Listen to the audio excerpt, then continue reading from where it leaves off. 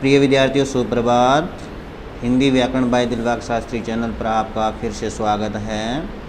महाभारत का आदि पर्व आगे बढ़ाते हुए लाक्षागृह में पांडवों को मारने की योजना। पांडव अपने व्यवहार एवं गुणों के कारण जन जन के मन में बस गए थे, यानी कि हर एक लोगों के मन में बस गए। उनकी शक्ति के समक्ष कौरव कहीं नहीं ठहरते थे। पांडवों के शस्त्र संचालन के कौशल से उनकी लोकप्रियता और बढ़ गई थी। उनकी बढ़ती लोकप्रियता से सबसे अधिक चिंता धृतराष्ट्र को होने लगी। प्रजा की दृष्टि में युधिष्ठिर ही पांडवों का वास्तविक और उपयुक्त उत्तराधिकारी था। इससे धृतराष्ट्र की चिंता और बढ़ गई। धृतराष्ट्र के विश्वसनीय और चतुर मंत्री कणिक ने पांडवों का वध कर देने का परामर्श देते हुए कहा। परामर्श मतलब सलाह देते हुए, शत्रु, रोग, सर्प, अग्नि, पाप और स्वामी को छोटा नहीं समझना चाहिए। शत्रु को कमज़ोर देखते ही मार देना चाहिए। अपने छोटे भाई पांडु के व्यवहार तथा युधिष्ठिर की विनम्रता का स्मरण कर धृतराष्ट्र ने कणिक का परामर्श नहीं माना। वह किसी माध्यम से पांडवों से मुक्ति का मार्ग ढूंढने लगा। दुर्योधन भी इसी चिंता में डूबा था। वह स्वयं को सिंहासन का उत्तराधिकारी समझता था। वह तर्क देता, धृतराष्ट्र जन्म से अंधे होने के कारण राज सिंहासन पर न बैठ सके थे। वास्तविक अधिकारी तो वही थे। अब उनके बड़े पुत्र होने के कारण मेरा ही सिंहासन पर अधिकार है। शकुनी, दुशासन, कर्ण आदि उसका समर्थन करते रहते। दुर्योधन पिता धृतराष्ट्र की चिंता से परिचित थे। दुर्योधन ने पांडवों को वारणावत भेजकर वहाँ की उनकी हत्या की योजना बनाई। धृतराष्ट्र ने अपनी सहमति देकर पांडवों को वारणावत जाने के लिए तैयार कर दिया। विदुर को इस योजना का पता चल गया। जब पांडव प्रस्थान करने लगे, यानी कि जाने लगे, तो विदुर ने भावी संकट का संकेत दे दिया। उन्होंने पांडवों को वारणावत में उनके संदेश की प्रतीक्षा करने के लिए कहा। दुर्योधन ने अपने मंत्री पुरोचन को पांडवों को मारने की सारी योजना बताकर पहले ही वारणावत भेज दिया था। उसने वहां जाकर एक भव्य महल बनवाया। यह लाख नामक सामग्री से बना था, जो क्षण भर में आग पकड़ लेती है। इसके अतिरिक्त महल के निर्माण में तेल, लोबान और अन्य शीघ्र आग पकड़ने वाली वस्तुओं का प्रयोग किया गया था। पांडव माता कुंती सहित वारणावत पहुँचे तो पुरोचन ने उनका हार्दिक स्वागत करके उनका विश्वास जीत लिया। वह उन्हें लाक्षागृह में ले गए आया। यहाँ पहुँचते ही युधिष्ठिर ने विचित्र गंध का अनुभव कर सभी को सतर्क रहने के लिए कहा, यानी कि सचेत रहने के लिए। कुछ दिनों के पश्चात पांडवों के पास विदुर का सेवक पहुंचा। युधिष्ठिर को उससे दुर्योधन की सारी योजना पता चल गई। वह सेवक महल से बाहर निकलने के लिए सुरंग तैयार करने लगा। सुरंग तैयार होने पर पांडव रात को उसी में सोते थे। वे वहाँ लगभग 1 वर्ष तक रहे। कृष्ण चतुर्दशी के दिन पुरोचन का व्यवहार देखकर युधिष्ठिर समझ गए कि आज रात आग लगाई जाएगी। उस दिन कुंती ने नगरवासियों के लिए भोजन की व्यवस्था की। अपने 5 पुत्रों के साथ एक भिलनी भी भोजन करने आई। भोजन के पश्चात वह भी पुत्रों सहित महल के एक कोने में सो गई। रात हुई। भीम ने सबसे पहले उस शस्त्रागार में आग लगाई जिसमें पुरोचन सोया था। उसके पश्चात माता कुंती सहित 5 भाई सुरंग से निकलकर बाहर आ गए। पुरोचन मारा गया। 5 पुत्रों सहित भिलनी भी जलकर मर गई। धृतराष्ट्र और दुर्योधन तक यह समाचार पहुंचा तो वे बहुत प्रसन्न हुए। लोगों में आकार मच गए। सभी ने इसे दुर्योधन की चाल कहा। विदुर निश्चिंत थे। धृतराष्ट्र ने शोक का आडंबर किया और कुंती तथा 5 भाइयों का श्राद्ध संस्कार किया। लाक्षागृह से निकलकर पांडव गंगा के किनारे पहुंचे। वहां विदुर द्वारा भेजा सेवक नाव सहित उनकी प्रतीक्षा कर रहा था। गंगा पार करके वे सुरक्षित स्थान पर पहुंच गए। उन्होंने नाविक को लौटा दिया। भीम का हिडिंबा से विवाह। गंगा पार कर पांडव घने वन प्रदेश में पहुंचे। सभी थककर भूख प्यास से व्याकुल थे। भीम ने उन्हें वट वृक्ष के नीचे विश्राम करने के लिए कहा। वे स्वयं पानी लेने चले गए। भीम जब पानी लेकर लौटे तो थकान के कारण सभी भाइयों को असहाय सोता देखकर उनका मन भर आया। उन्होंने इस स्थिति के लिए उत्तरदायी धृतराष्ट्र और दुर्योधन को मारने का संकल्प किया।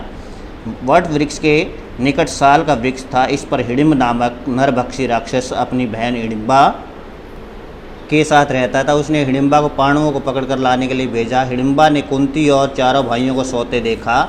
उनके पास बैठे भीम को देखकर वह उस पर मुग्ध हो गई। वह उन्हें पकड़कर ले जाना भूल गई। सुंदर युवती का रूप धारण कर उसने भीम से विवाह की इच्छा प्रकट करते हुए कहा, हे वीर युवक, मेरा भाई तुम्हारा मांस खाने के लिए व्याकुल है। मैं तुमसे विवाह करना चाहती हूँ। इन सब को जगाओ। मैं आकाश मार्ग से तुम सबको सुरक्षित स्थान पर ले चलूँगी। मेरा भाई बहुत शक्तिशाली है, वह आता ही होगा, शीघ्रता करो। भीम ने निडर होकर कहा, अपने भाई को मैं आने दो, मैं उससे निपट लूँगा। हिडिंबा को आने में विलम्ब हुआ तो हिडिंब वहाँ आ पहुँचा। उसने हिडिंबा को सुंदर युवती के रूप में देखा तो उसी ही मारने दौड़ा। भीम ने उसे बीच में ही रोक लिया। दोनों में घमासान मल युद्ध छिड़ गया। ऐसा लगता था मानो दो मतवाले हाथी एक दूसरे से टकरा रहे हो। कुंती और चारों भाई जग गए। हिडिंबा ने कुंती को सारी बात बताई। चारों भाई भीम की सहायता के लिए बढ़े तो भीम ने उन्हें मना कर दिया।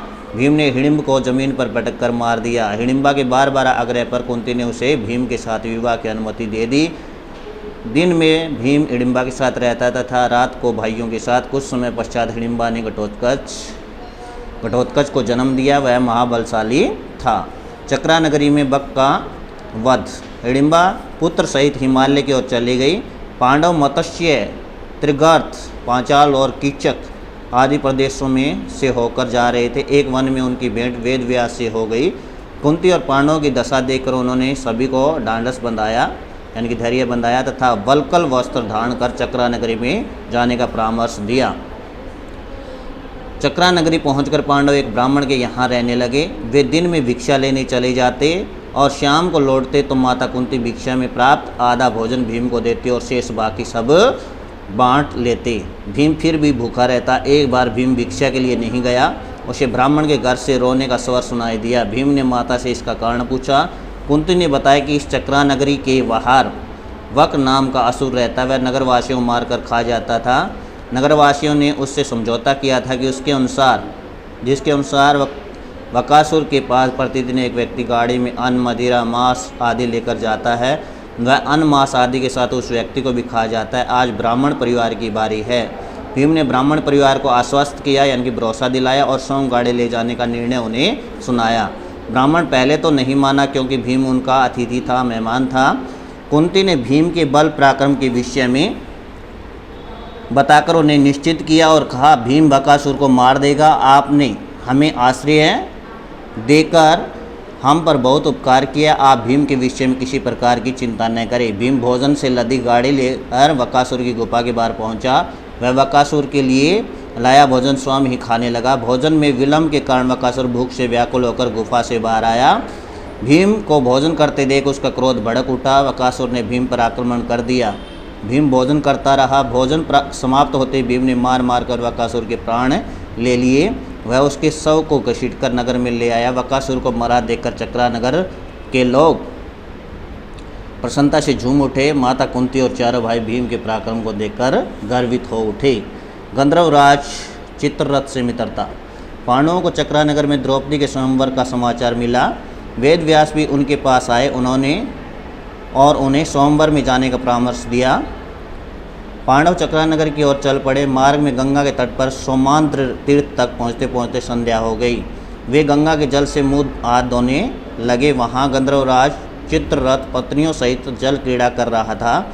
पांडवों के आगमन से वह क्रोधित हो गया। उसने जल का स्पर्श करने वाले को सामने आने के लिए कहा। अर्जुन ने उसके सामने पहुंचकर कहा, समुद्र, नदी, तट और पर्वत सबके होते हैं।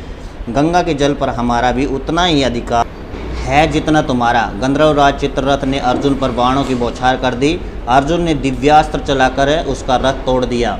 चित्ररथ भूमि पर गिर गया। उसकी पत्नी युधिष्ठिर से अपने पति की रक्षा के लिए गिड़गिड़ाने लगी। युधिष्ठिर ने अर्जुन को वापस बुला लिया। तत्पश्चात चित्ररथ ने पांडवों से मित्रता कर ली। उसने अपने तीव्र से तीव्र चलने वाले घोड़े अर्जुन को भेंट किए। अर्जुन ने कहा, अभी इन्हें अपने पास रखो, जब हमें आवश्यकता पड़ेगी हम ले लेंगे। वहाँ से चलकर पांडव उत्कोच नामक तीर्थ स्थल पहुँचे। वहाँ उन्हें धौम्य नाम के एक अत्यंत विद्वान ब्राह्मण मिले। पांडवों ने उन्हें अपना पुरोहित बना लिया। उन्हें साथ लेकर पांडव पांचाल पहुँचे। द्रौपदी स्वयंवर। ब्राह्मण वेश में पांडव नगर के बाहर एक कुम्हार के घर ठहरे। वे कुछ दिनों तक नगर में भ्रमण करते रहे। उन्हें द्रौपदी के सौंदर्य और स्वयंवर की शर्त का पता चला। राजा द्रुपद ने एक सुदृढ़ धनुष बनवाया था। उन्होंने सभास्थल में एक घूमता यंत्र लटकवाया जिसमें मछली थी। जो व्यक्ति नीचे जल में पड़ने वाली मछली की परछाई को देखकर ऊपर मछली की आंख का निशाना लगा लेगा, द्रौपदी उसके गले में पुष्पमाला डाल देगी। राजा द्रुपद ने जो धनुष बनवाया था उस पर बाण चढ़ाकर चढ़ाना तो दूर की बात, उसे उठाना भी हर किसी के बस की बात नहीं थी। सोमवार के दिन देश विदेश के राजा सज धज कर सभा स्थल में पहुँचे। कौरव, कर्ण, बलदेव, कृष्ण, शिशुपाल, जरासंध के अतिरिक्त सालव, शाल्य, वंग नरेश, विदयराज के राजकुमार तथा अन्य वीरों के साथ साथ ब्राह्मण एवं प्रतिष्ठित लोग वहां उपस्थित थे। द्रौपदी सभास्थल में पधारी तो सभी उसके अलौकिक सौंदर्य को देखकर मंत्रमुग्ध हो गए। वस्त्रों और आभूषणों की चमक उसके सौंदर्य में और वृद्धि कर दी थी। उसके साथ उसका भाई धृष्टद्युम्न था। पांडव ब्राह्मण वेश में ब्राह्मणों के दल में बैठ गए। एक एक कर राजा आते और धनुष न उठा पाने कारण लज्जित होकर लौट जाते। धीरे धीरे सभा में निराशा छा गई। यह देखकर कर्ण उठा, उसे आगे बढ़ते देख सभी उसे सूत पुत्र पुकारने लगे। यह सुनकर द्रौपदी ने कहा, यदि कर्ण लक्ष्य पर बाण चला लेंगे तो भी मैं उनके गले में जयमाला नहीं डालूंगी। अपमानित कर्ण अपने स्थान पर लौट गया। सभा में सन्नाटा छा गया। सब एक दूसरे का मुंह देखने लगे। तब ब्राह्मणों के दल में बैठे अर्जुन आगे बढ़े। उन्हें सामने कृष्ण दिखाई दिए। दोनों मुस्कुराए। तब अर्जुन ने आसानी से धनुष उठाया और उस पर बाण चढ़ाकर मछली की आंख बेंध दी। कुछ राजाओं ने आपत्ति प्रकट की कि निशाना नहीं लगा था। तब अर्जुन ने दूसरा बाण चलाकर मछली को नीचे गिरा दिया। ब्राह्मणों के दल में हर्ष आ गया। द्रौपदी ने सहर्ष अर्जुन को जयमाला पहना दी। निराश राजाओं ने खिंचकर द्रौपदी पर आक्रमण कर दिया। अर्जुन उनकी रक्षा करने लगे। उन्होंने कर्ण के आक्रमण का करारा उत्तर दिया। भीम ने वृक्ष उखाड़कर उसकी गदा बना ली थी। उसने राजा शल्य के आक्रमण को असफल कर दिया। इस प्रकार मुंह की खाकर सभी राजा चुपचाप खिसकने लगे। पांडव द्रौपदी को लेकर कुम्हार के घर की ओर चल दिए। द्रौपदी अपने पति के विषय में जानने के लिए उत्सुक और चिंतित थी। अर्जुन ने उसे अपना परिचय दिया। द्रौपदी धन्य उठी। उसकी प्रसन्नता का ठिकाना न रहा। पांडव द्रौपदी को लेकर घर पहुँचे तो उन्होंने माँ को आश्चर्य में डालने के लिए कहा, माँ आकर देखो हम क्या लाए। कुंती ने सोचा कि भिक्षा लाए होंगे। उसने सहज भाव से कह दिया, जो लाए हो आपस में बांट लो। कुंती बाहर आई तो द्रौपदी को उसके सौंदर्य को देखकर दंग रह गई। अपनी बात याद कर उन्हें पश्चाताप होने लगा। अर्जुन ने माँ को की चिंता दूर करते हुए कहा, हम पांचों भाई द्रौपदी से विवाह करेंगे।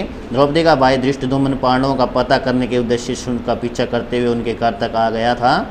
उसने उनकी सारी बातें सुन ली। द्रौपदी का विवाह अर्जुन से हुआ है यह जानकर उसकी चिंता दूर हो गई। वह तुरंत महल लौट गया और पिता को पांडवों के विषय में बताया।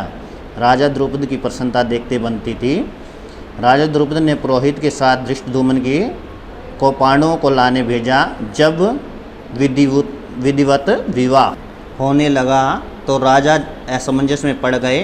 पांचों भाइयों से विवाह कैसे हो सकता था। तब महर्षि वेदव्यास ने उन्हें द्रौपदी के पूर्व जन्म की घटना बताई। पूर्व जन्म में द्रौपदी ऋषि कन्या थी। उसने भगवान शिव की तपस्या करके उन्हें प्रसन्न कर दिया।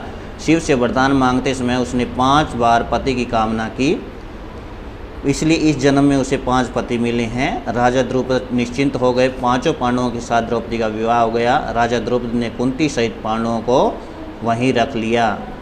प्रिय बच्चों, अगर ये वीडियो आपको समझ में आई हो, अच्छी लगी हो तो लाइक और सब्सक्राइब कर देना। धन्यवाद।